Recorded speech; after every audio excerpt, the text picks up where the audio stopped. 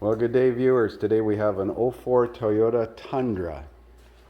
And the story is that under a load at highway speeds, it begins to misfire. He did not say if the check engine light was flashing, but when I drove it in just now, it was cold start and it ran fine. It does have fairly high mileage, and I see the odometer is dead. Got 421,477 kilometers, which is about 320,000 miles. No, 230 or 240,000 miles, which is fairly high. So we're going to do a network scan of all the controllers and see if there's any misfire history counts. So this is a new vehicle record. I don't think I've ever scanned this before. It should auto ID. I do have it running. Toyota. We'll see if it'll auto ID.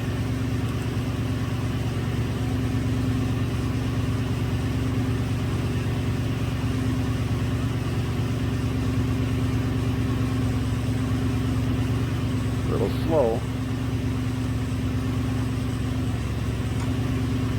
Okay, we got to manually ID it. So the snap-on scanner didn't auto ID it, and it doesn't support a network scan, and I'm sure this vehicle does, but we'll go into the engine control computer first off and look at fault codes.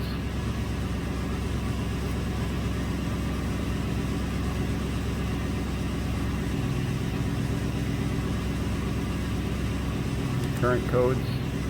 Probably no current codes. Random cylinder misfire, cylinder 1, cylinder 4. Fuel system 2 lean on bank 1, fuel system 2 lean on bank 2. Catalyst efficiency below threshold, that's a bad code. Catalyst efficiency below threshold on bank 2. Evap system small leak detected. Well, the lean codes could cause the misfire. Let's look at history codes. See if they're basically the same. Yeah. I want to look at freeze frame data. I wonder which freeze frame data we've got. Codes only. That'll be under generic functions. So the last emission related diagnostic fault code is set. We'll have stored a freeze frame.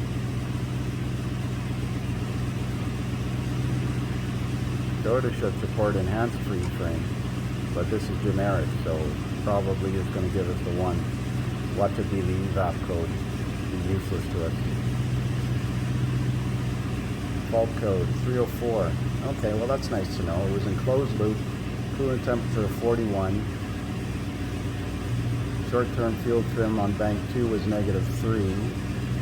And bank 1 is +3. Not outside of the norms anyways. Plus or minus 10% is acceptable theoretically. So no good news here. Let's see if we've got misfire counters. Mode 6. See if it breaks it down.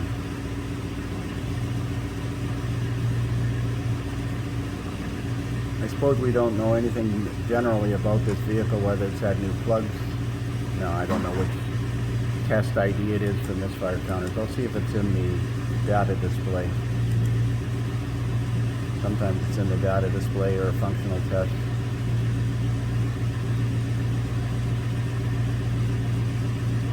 Suppose we could pull the plug out of number 4 and visually inspect it. Misfire data, that's what I wanted. So of course if you clear the code you're going to lose this misfire data. Cylinder 1357. Oh, that's good. They're all 0. Total misfire 0. Well, that must be current then, and it's not currently misfiring. So I think we're going to start with a visual inspection of this thing. Have a look at, wonder if it's got a fuel filter inline. It's old enough it could have an inline fuel filter. If the fuel filter is restricted, it could start starving for fuel under load and start misfiring.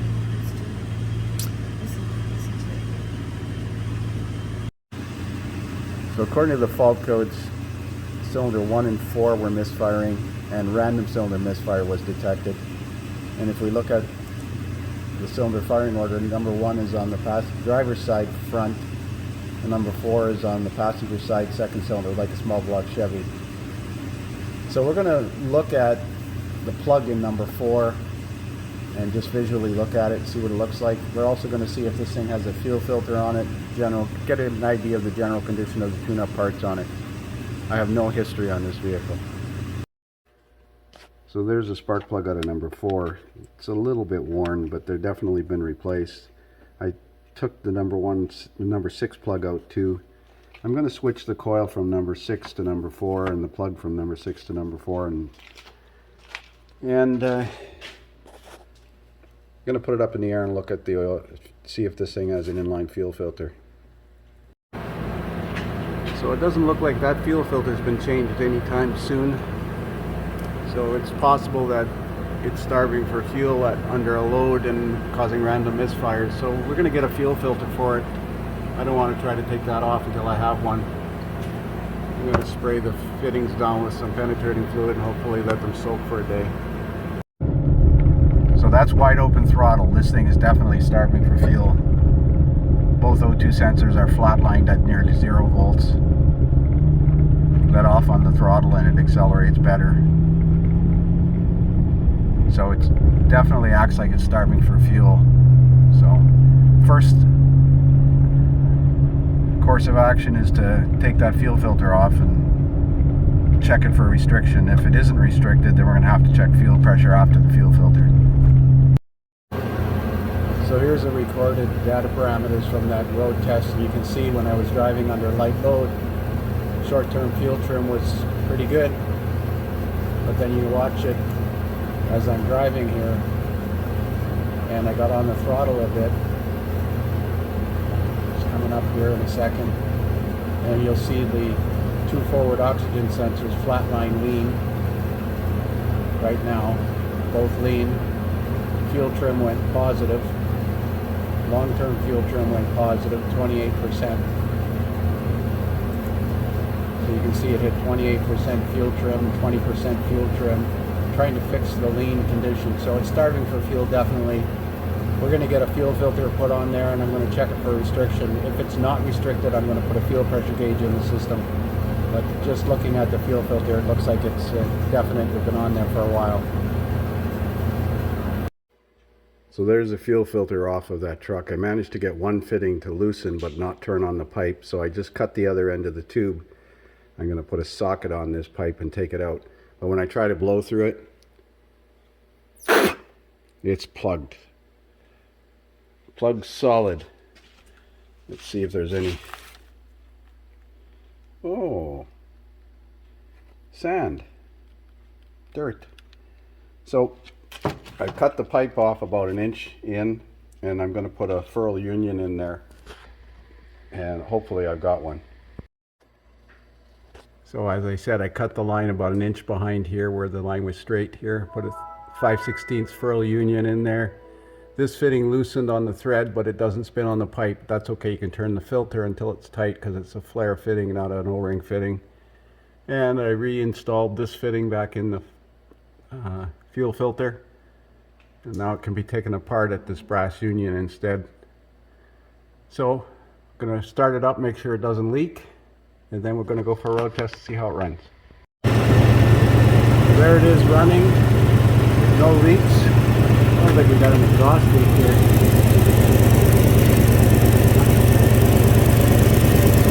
Oh yeah, it's leaking right here at this gasket. You see the water spitting out of there. Extra charge for the leaks. Leaking at this weld.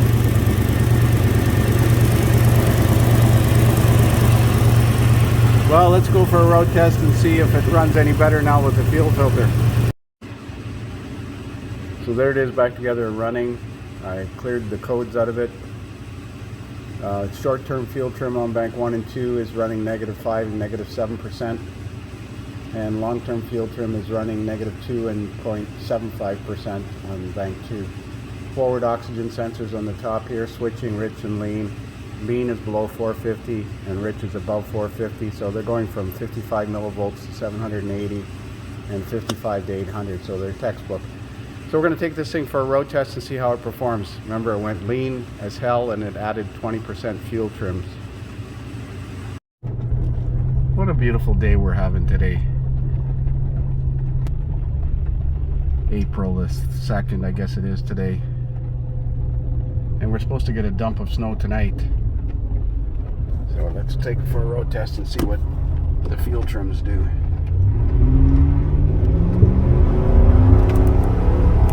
Wow. Well, it definitely didn't go lean.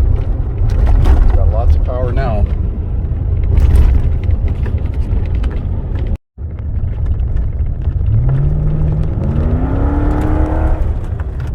Yep, definitely got lots of power now. So that's it. That's all that was wrong with the plugged fuel filter. Leaning out on both banks, causing random misfires. We'll say this one's fixed for now. He can deal with the exhaust leak. Let's see what the standing acceleration is like.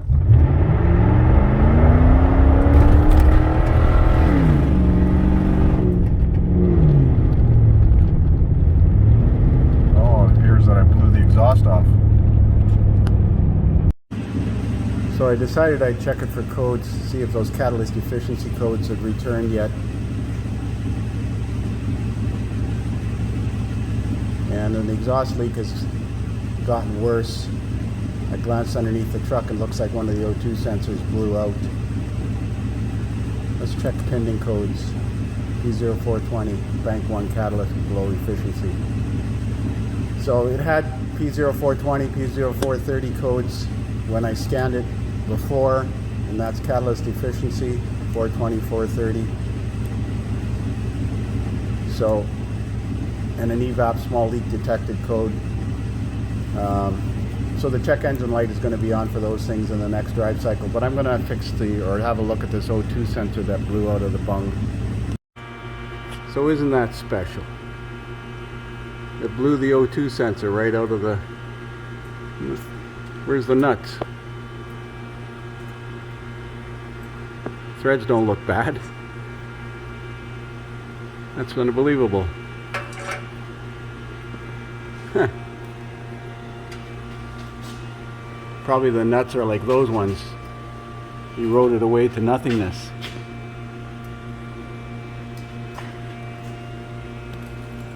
Like those ones up there. Well, we'll put a couple of flat washers and some muffler cement on there because the gasket's missing. Huh. Run a thread chaser down those nuts, or studs I should say. So there's the O2 sensor reinstall. I ran a thread chaser down here, 8 by 1 1/4 pitch thread, and put some muffler cement on there for a gasket, and we're good to go till the next piece rusts off. This exhaust is in poor shape. Realistically needs the entire exhaust system replaced. It needs 2 catalysts. This is bank 2 on the right side. Bank 1 is failing the catalyst efficiency. I don't want to touch this oxygen sensor. It's ready to pull right out of there. Good thing it was this side where it was easier to get to. So that's it. We'll call this one fixed for now.